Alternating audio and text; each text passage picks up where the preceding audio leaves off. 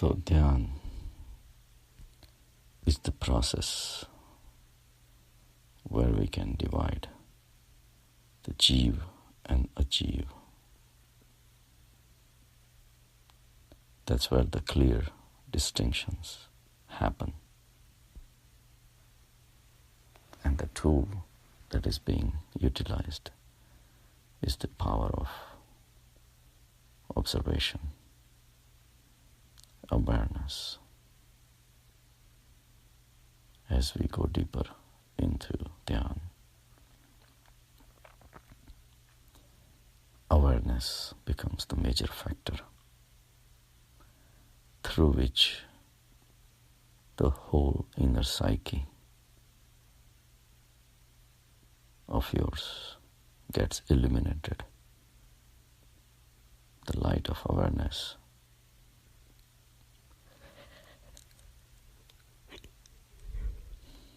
is what allows us to create this distinction between jeev and ajeev. Ajeev is the matter outside, which is ever changing. Jeev is the steady observer of this interplay of ajeev. All the impressions which are created by the interactions of this ajeev are stored at the mind level. But mind is part of the game. That is also ajeev. The whole world that we see with our five senses, whatever we do see, touch, hear, smell, is all ajeev. They seem to be alive only because of the jeev behind them. If we see a person and get attracted to that person, we are really getting attracted to their ajeev portion. There is no way to see the jeev behind them. So we get attracted to the physical characteristics. Same way, all the objects of pleasures, we are attracted to the physical ajeev portions of them. And to get attracted, we utilize our senses, which are part of our body. And body being ajeev, the whole experience that takes place between our senses and the outside world is also again part of this ajeev, the world of ajeev, all bathed in with the light of awareness, the jeev. It's almost like a football game being played in the field with the lights on at night. If the light gets shut off, the whole play will lose its meaning. Same way, our body, with its full senses, bathing in the light of consciousness, is interacting with the whole world. And in exchange, on the other side, they are also bathed in their own consciousness. So if you put the collective consciousness of every single animal, bird, human being animate and unanimate objects. There is consciousness behind everything. And this total consciousness put together makes the Paramatma. And at that level, that light which is bathing these interactions of ajivas is what's creating the drama of life. So if we can understand the clear distinction between jiv and ajiv within us, we become the observer of this drama. The individual ego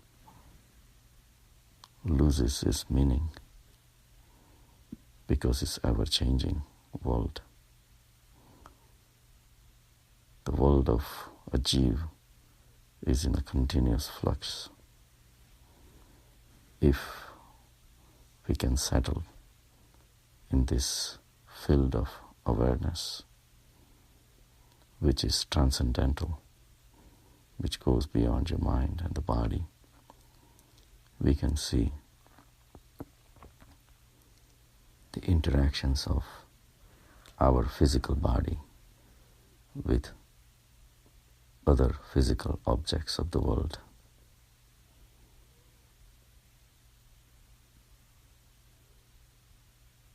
And the mind being almost like a referee in the game.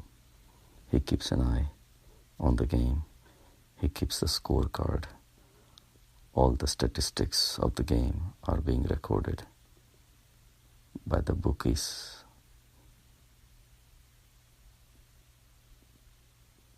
And that's our mind.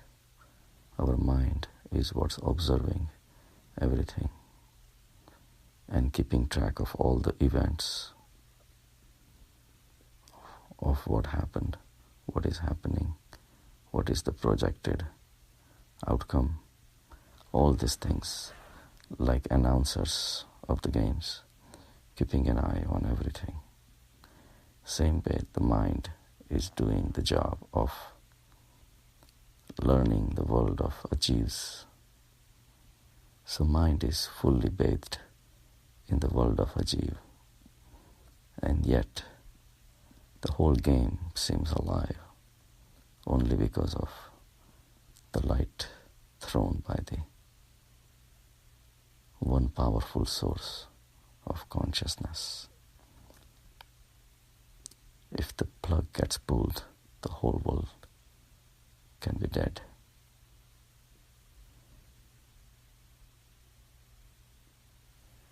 So, dhyan is the process to experience yourself away from the body consciousness, from the mind consciousness, and having an ability to understand the interplay of ajivas. Every single experience happens only because we have the corresponding sense organ, the sound that's created. Equally requires that you have the ears. The same thing for the taste. If you don't have the taste buds, the outside objects have no value. And the eyes, the color vision, all are the gifts of consciousness which are created, and in turn the outside objects, the physical appearances are also created so the interactions can take place.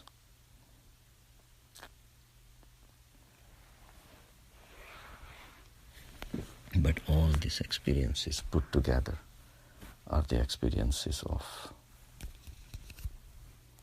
the world of ajiv. And all that is possible because of the light of consciousness, grace of God, whatever you call that. So outcome of this knowledge, of having a clear distinction between the worlds of Jeev and Ajeev, is the understanding that your ego is an illusion, because we consider ourselves as the body. So when we consider ourselves all the body, all the experiences that the body likes, the mind likes, the total of all these experiences, wishes, desires, likes, dislikes, hatreds, beliefs, all this becomes an ego. Now we realize the value of the ego. It's nothing under the light of observation. So when we realize this, and if we go back in the life and analyze, every time we believe that we are the body and perform an action, it is an illusion. You become unaware, versus if you do all the actions with the light of awareness, you realize that your body is functioning, your body is enjoying, and all these reactions are being analyzed at the mind level, but you are not that. You are one mighty consciousness, separate from this world of Ajeevs. Then the life changes. Your desires for the objects starts waning away. Your hatred for situations in your life also goes away. Your run for the world of Ajeev slows down. Objects which seem to appeal you all the time seems like a finite and futile experience, versus the experience of oneness with the world of Jeev, which is responsible for bringing this drama of life alive. You start giving importance to these interactions of Ajeevs, meaning the sansar, as much as you give importance to your dreams, just the way your own consciousness creates a dream within itself when you go to bed. And with this experience, you enjoy it or hate it if you have nightmares. You enjoy it if you have good dreams. But at the end of the day, when you wake up, it was a dream. That's how much importance you can give to this sansara.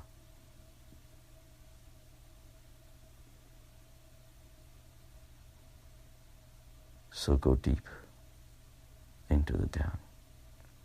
Establish yourself in the world of Jeev,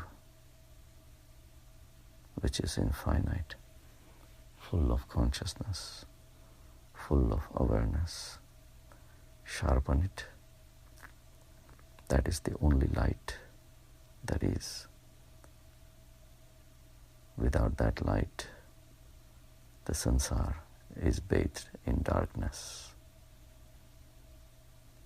That's why they say, asatoma satgamaya, tamasoma jyotirgamaya.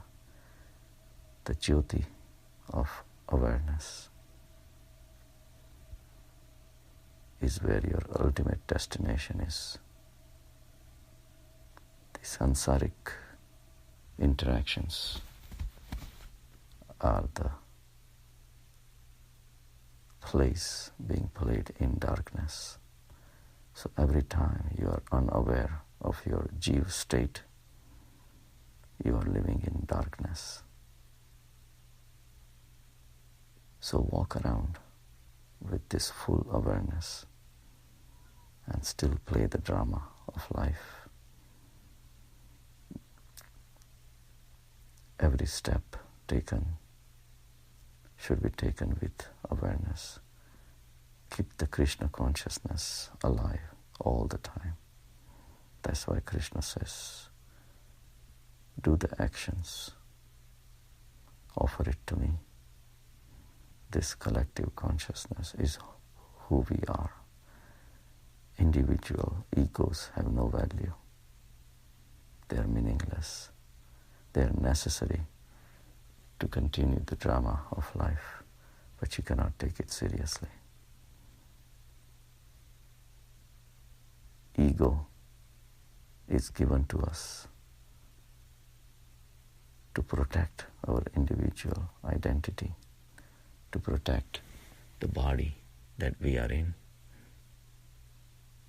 so that it survives. But it's like covering of a seed.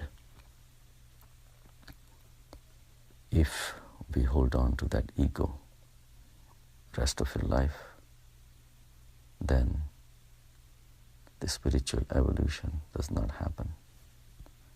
This seed, the hard covering of the seed that's within us is the ego. We have to break that shell and come out of it. Then only the tree of spirituality can grow within us. So understand this game of samsara and keep it a game, because you have transcended the game to a higher level. So understand this, play the game, but don't take it seriously like a dream. Have a good day.